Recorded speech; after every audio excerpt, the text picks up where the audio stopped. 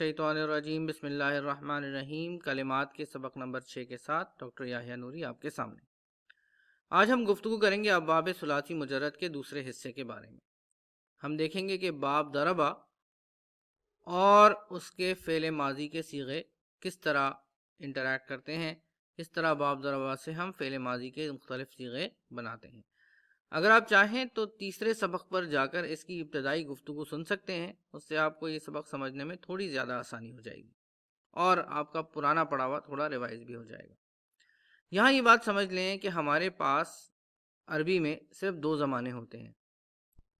एक हमारे पास मादी होता है, फ़ेल मादी से मुराद वो तमाम अफ़आल होते हैं जो कि पुराने ज़माने में गुज़र चुके हैं।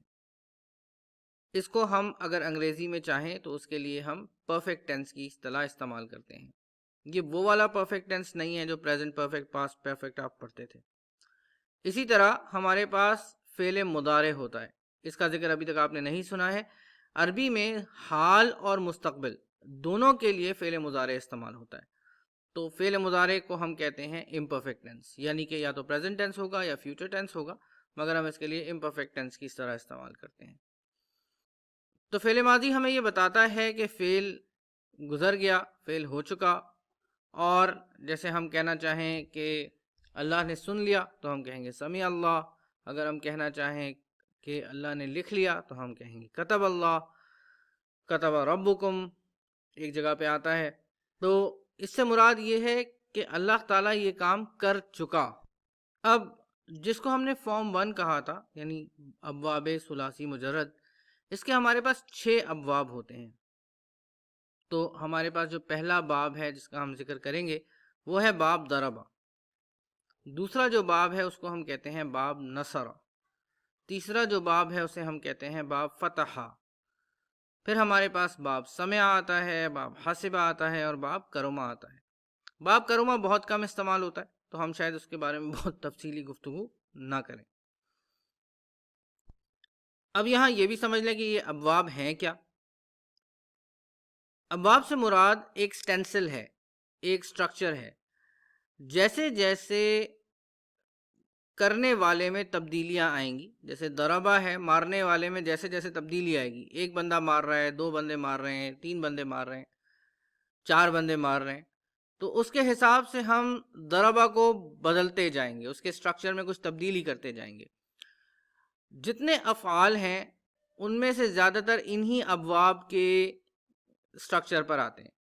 तो हम पहले दरबा की बात करेंगे, फिर हम उन कुछ अफ़आल की बात करेंगे जो कि दरबा के स्ट्रक्चर के हिसाब से चेंज होते हैं, यानी उसी तरह चेंज होते हैं जिस तरह दरबा चेंज होता है।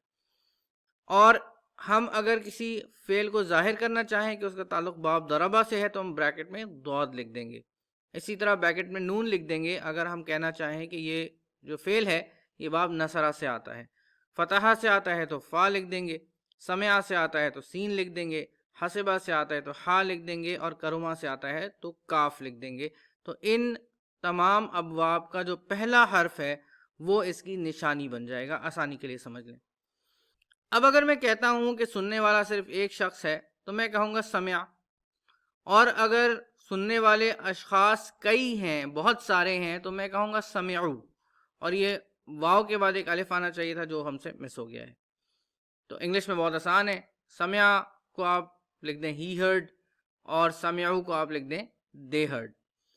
तो जैसे जैसे काम करने वाला यानी फ़ाइल बदलता जाएगा, जैसे जैसे उसकी तादाद में तब्दीली आती जाएगी, वैसे वैसे फ़ेल की शक्ल भी बदलती जाएगी। असल में फ़ाइल इसके साथ ही मौजूद है। इस पर हम मगर थोड़ी आगे जाकर बात करेंगे। वैसे अरबी ज़बान में 14 सीगे इस्तेमाल होते हैं, यानी 14 किस्म के मुख्तलिफ फ़ाइलों के हवाले से हम फ़ेल को लिखते हैं, मगर हम यहाँ इस्तेमाल सिर्फ 6 सीगों का करेंगे। तो जो सीगे हम इस्तेमाल करेंगे वो होगा वाहिद मुज़क्कर गायब, यानी थर्ड पर्सन सिंगुलर और मैस्कुलिन होगा वो। फिर जमा मुज़क्कर गायब, थर्ड पर्सन प्लूरल और मैस्कुलिन। फिर वाहिद मुज़क्कर हाजिर, यानी जो मेरे सामने मौजूद है, सेकंड पर्सन सिंगुलर और मैस्कुलिन। और फिर जमा मुज़क्कर हाजिर, यानी कि मेरे सामने मौजूद बहुत सारे लोग जिनसे मैं बराह रास्त मुखातिब हूँ, सेकंड पर्सन प्लूरल masculine. واحد متکلم یعنی فرسٹ پرسن میں خود. اچھا میں خود کے اندر فیمیل اور میل یعنی میسکولن اور فیمنن کی تخصیص نہیں ہوتی, تو دونوں صورتوں میں ایک ہی قسم کے الفاظ استعمال ہوتے ہیں. اور جمع متکلم یعنی ہم, یہاں پہ بھی یہی صورتحال ہے, تو فرسٹ پرسن سنگولر اور فرسٹ پرسن پلورل. اب میرے پاس جو وربل ناؤن ہے, وربل ناؤن کا ذکر بھی ہم نے کیا تھا, جسے ہم مصدر کہتے ہیں, جرنڈ کہتے ہیں, یعنی ہم اس فعل کا نام لینا چاہتے ہیں. تو مارنا ایک وربل ناؤن ہے یا ایک مصدر ہے.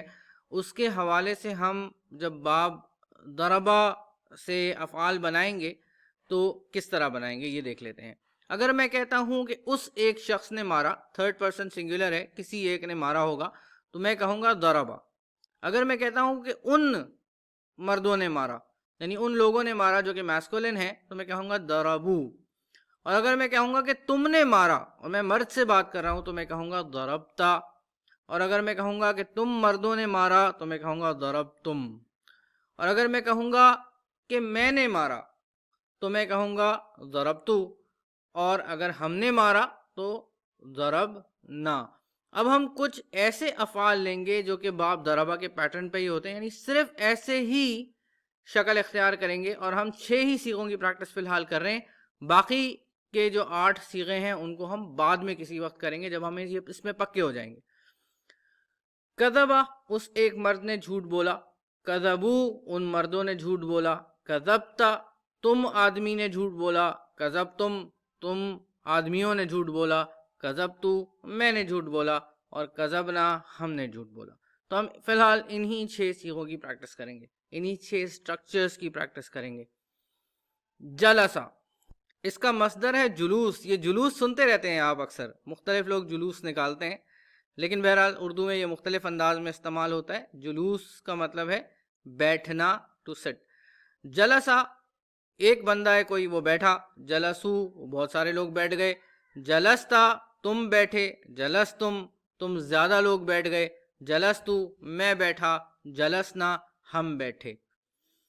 رجع اس کا مطلب ہے پلٹنا, وہ ایک شخص پلٹا. رجعو وہ بہت سارے آدمی پلٹ گئے.